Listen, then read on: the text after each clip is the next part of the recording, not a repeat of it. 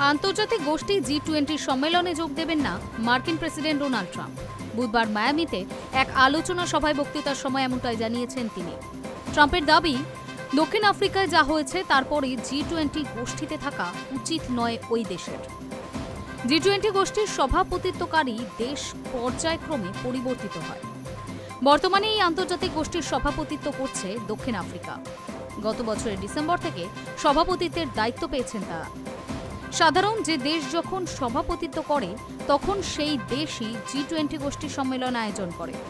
সেই মতো এবারের সম্মেলন আয়োজিত হচ্ছে দক্ষিণ আফ্রিকায়। আগামী 22 থেকে 23 নভেম্বর দক্ষিণ আফ্রিকার জোহান্সবার্গ শহরে ওই সম্মেলন হবে। বস্তুত এই প্রথমবার আফ্রিকা মহাদেশে G20 নেতাদের বৈঠক বসতে চলেছে। তবে ট্রাম্প জানিয়ে দিয়েছে তিনি দক্ষিণ আফ্রিকায় আয়োজিত ওই বৈঠকে থাকবেন না। মায়ামির ওই আলোচনা সভায় ট্রাম্প বলেন, দক্ষিণ আফ্রিকায় G20 সম্মেলন রয়েছে, আমি ওখানে যাচ্ছি না। ওদের ওখানে যা হয়েছে তা খুবই বাজে। দক্ষিণ আফ্রিকার আর G20 গোষ্ঠীতেই থাকা উচিত নয়। আমি ওদের বলে দিয়েছি আমি যাব না। ওই দেশের মাটিতে আমি আমেরিকার প্রতিনিধিত্ব করতে পারবো না। দক্ষিণ আফ্রিকার বিরুদ্ধে তার কেন অসন্তোষ, কোন বাজে কাজের কথা তিনি বোঝাতে চাইছেন তা ওই আলোচনা সভায় স্পষ্ট করেননি ট্রাম্প। তবে সাম্প্রতিক অতীতে বারবার দক্ষিণ আফ্রিকার বিরুদ্ধে নিজের অবস্থান বুঝিয়ে দিয়েছেন তিনি।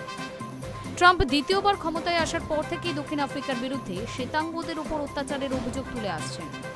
আমেরিকার প্রেসিডেন্ট হিসেবে ট্রাম্পের প্রথম জামানা থেকেই এই বিতর্কের সূত্রপাত।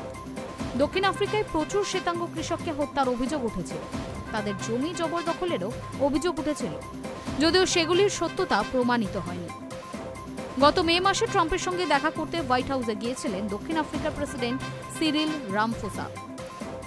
সেখানেও শ্বেতাঙ্গ নির্যাতনের অভিযোগ তুলে রামফোসার সঙ্গে তর্কে জুড়েছিলেন তিনি।